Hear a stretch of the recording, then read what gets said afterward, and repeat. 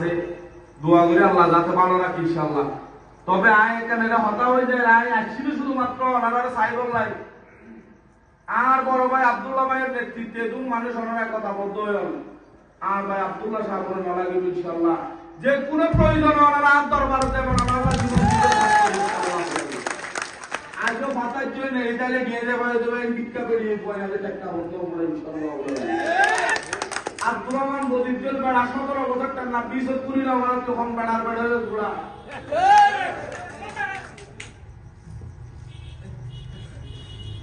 তবে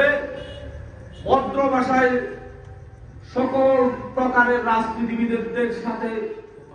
সৌজন্যবোধভাবে মোকাবেলা করতে চায়, জনগণের জনদরদি হতে চায়, কাউকে গালি দিয়ে বা ছোট করে রাজনীতিবিদ হতে চায় না। আমি সাপ্তাহ ইউনিয়নের মানুষকে ধন্য করব, সবাইকে ধন্যবাদ জানাবো। আপনারা যোগ্য সন্তান, আপনারা বারবার যোগ্য ব্যক্তিকে বেছে নেন।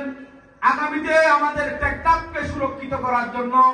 আমাদের টেকনাফকে একতাবদ্ধ করে রাখার জন্য, আগামীতে যাতে আমাদের টেকনাফকে প্রদীপের মতো কোন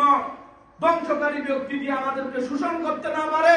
আমাদের করিডোর যাতে বন্ধ করতে না পারে, আমাদের এই যে